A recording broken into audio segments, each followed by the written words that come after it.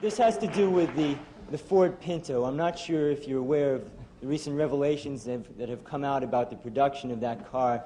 Ford produced it knowing full well that in any rear-end collision, the gas tank would blow up because they had failed to install a $13 plastic block in front of the gas tank.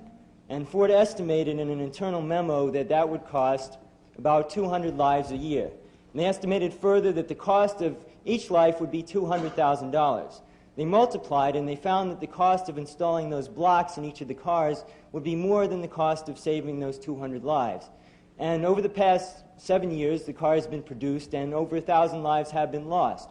It seems to me that Ford did what would be the right thing according to your policy, and yet that seems to me to be very wrong.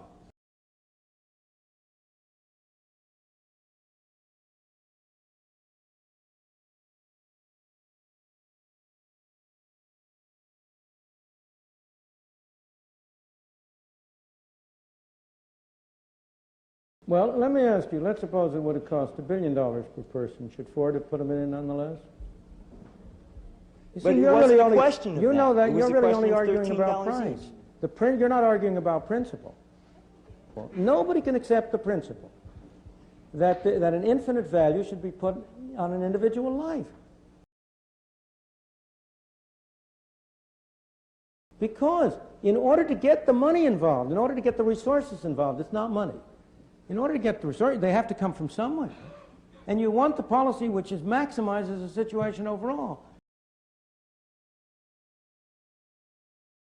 You cannot accept a situation that 1 million people should starve in order to provide one person with a car that is completely safe. That's absolutely right. Right. And therefore, you're not arguing anything about principle.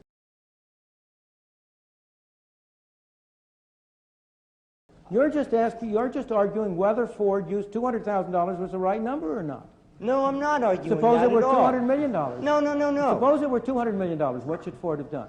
$200 million for what? Suppose it would have cost $200 million per life saved.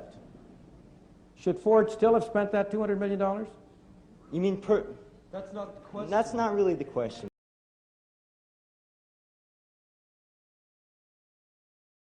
Yes, it is a question. Yes, so that's the principle of the question. That's the only principle involved. I don't know whether Ford came to the right answer or not. That's a question of whether these numbers are valid numbers for the relative costs of different things. You're not arguing about a principle if you once agree with me that if it had been $200 million, the cost per life saved had been $200 million. You would not argue. Look, let me go back for a moment. Can I say something in response to that?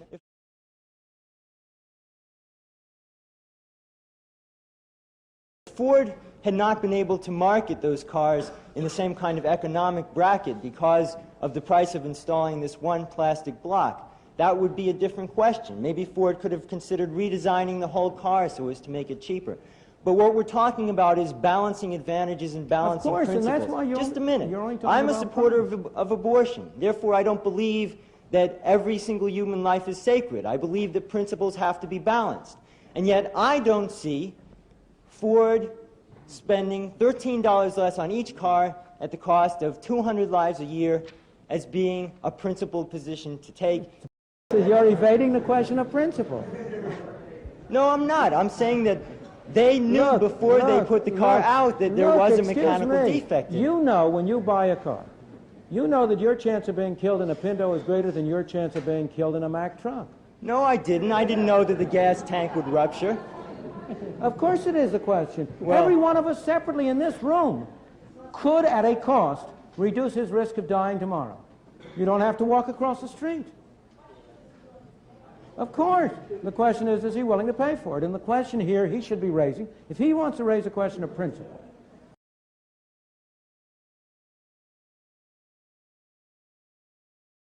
the principle he should raise is whether Ford wasn't required to attach to this car the statement, we have made this car $13 cheaper, and therefore it is whatever the percent is, it is 1% more risky for you to buy it.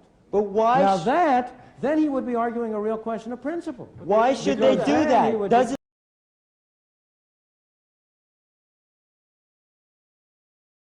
Doesn't that interfere with the free enterprise system that you're touting? Why not? Because the consumer should be free to decide what risk he wants to bear. If you want to pay $13 extra for that, you should be free to do it. If you don't want to pay $13, you can't get easy answers along this line, because your way of putting it really only doesn't really get at the fundamental principles involved. The real fundamental principle is that people individually should be free to decide how much they're willing to pay for reducing the chances of their death. And if you want to berate Ford, you ought to be rated on those terms, not on the ground that you don't think they use the right numbers.